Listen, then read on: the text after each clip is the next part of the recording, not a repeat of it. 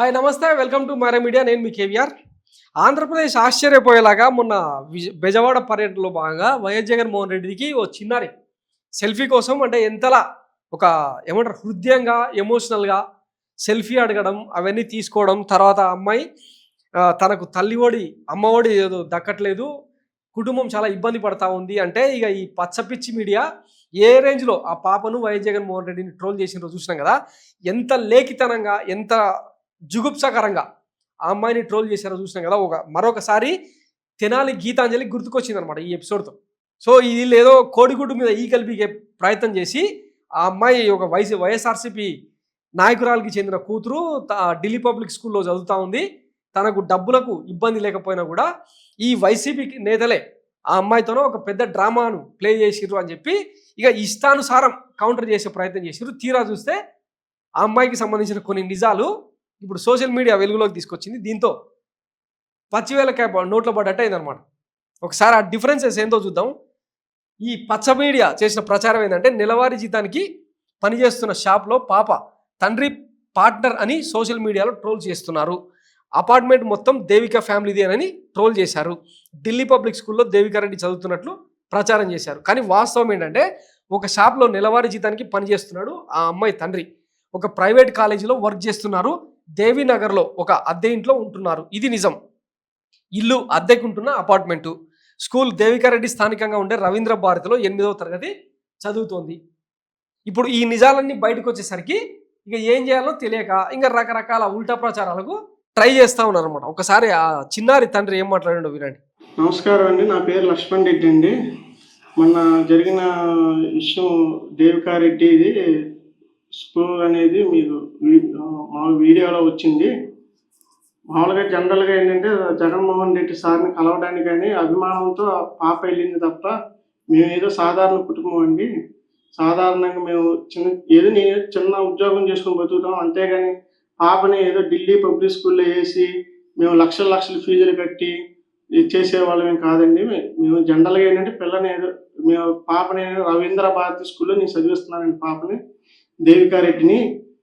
మా ఆర్థిక స్తోమత బాగోక పిల్ల ఇంట్లో 10 రోజుల నుంచి పిల్ల ఇంట్లో ఉంటుంది. ఆయన మీద అభిమానంతో ఆయన చూడాలనే అభిమానంతో అవకాశం వచ్చింది కాబట్టి ఆయన మాకు దగ్గరగా వచ్చాడు కాబట్టి కొంచెం డిస్టెన్స్లో కొంచెం ఆయన చూడాలని అనిపించింది కాబట్టి ఆయన దగ్గరికి వెళ్ళిందండి చూస్తానికి. చూసి ఏదో ఫోటో దిగింది.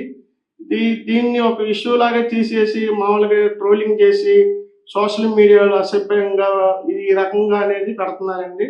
ఆ రకంగా అనేది దయచేసి ఇది ఫ్యాక్ట్ అనమాట.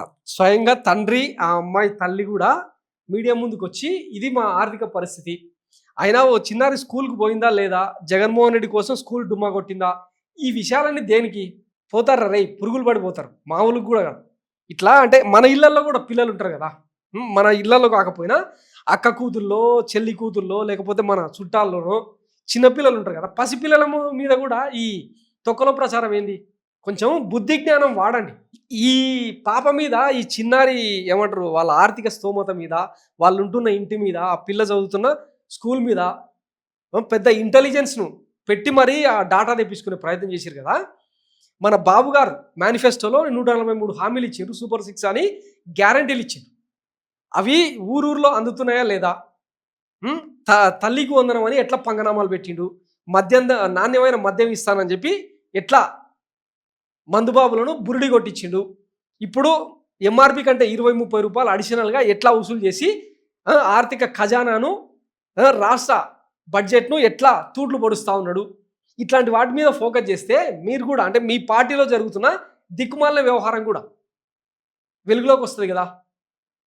కొంచెం ఆలోచించండి, బుర్ర పెట్టండి అడ్డమైన విషయాల కల్లా. ఇప్పుడు మొన్న ఏదో మ్యూజికల్ నైట్లో నారా లోకేష్ కొడుకు ఆ బాబు పేరేంది దేవాన్స్ కూడా ఒక 2-3 కామెంట్స్ అంటే ఇట్లా సులాగ్గా మాట్లాడాడు. ఆ పిల్లాడిని వైసీపీ ఒకవేళ ట్రోల్ చేసి ఉంటే ఏడబెట్టుకునేటోళ్ళు మీరు తరకాయలు. నిజంగా అంటే వైసీపీ అట్లా చేసే పార్టీయేనా? ఒకసారి ఆలోచించండి. వీళ్ళేమో కేవలం ప్రజా సమస్యల మీద ప్రజల కోణంలోనే ఉద్యమాలు పోరాటాలు ఏదో చేసే ప్రయత్నం చేస్తూ ఉంటే వాటిని ఏ ప్రభుత్వమైనా ఏ పాలకుడైనా ప్రజాస్వామ్య యుగంలో చేయాల్సింది ఏంటంటే నిజంగానే జనం ఈ తరహా పాలన కోరుకుంటున్నారా, ఇన్ని ఇబ్బందులు పడుతున్నారా, వీటిని చూసి రెక్టిఫై చేసుకొని వాళ్ళకి ఏం చేయాలి, మీరు ఎట్లాగో చూసే, ఎందుకంటే మన కళ్ళకు పచ్చగంతలు కట్టుకున్నాం, అవి మనకు ఎట్టా కనపడవు. కనీసం జనం, రైతులు, పిల్లలు, యువత, నిరుద్యోగులు వీళ్ళందరూ తమ గోడు వెళ్ళబోసుకునే ప్రయత్నంలో భాగంగా జగన్మోహన్ రెడ్డికి దగ్గరగా వస్తుంటే దాన్ని గుర్తించి ప్రతిపక్ష నేతకి ఇంత ఆదరణ ఎందుకు వస్తుంది, ఇట్లా రాకుండా చేయాల్సిన బాధ్యత మనది కదా అని చెప్పి మీరు యుద్ధ ప్రాతిపదికన మీరు ఇచ్చిన హామీలను అమలు చేయడమా, లేదంటే ఆ సంక్షేమాన్ని ముందుకు తీసుకెళ్లడమా, మీరు చెప్పే దిక్కుమాల స్లోగన్ ఉంది కదా సంపద సృష్టికి బాటలు వేయడమా, ఇవి కదా చేయాలి. ఇవన్నీ పక్కకు పెట్టి ఈ పిల్లల మీద ఈ సన్నాసి చేస్తలు ఎందుకు? అందుకే అనేది పురుగులు పడిపోతారు, జాగ్రత్త. ఎందుకంటే మీకు కూడా ఇళ్లలో పిల్లలు ఉంటారు, ఆడవాళ్ళు ఉంటారు. అది ఏదో ఒక రోజు ఇట్లా ట్రోల్ చేస్తామంటే మన వైపు కూడా వస్తాయి కదా, ఆలోచించుకోండి. Thanks for watching Mara media. నేను మీ కేవీఆర్. Thank you.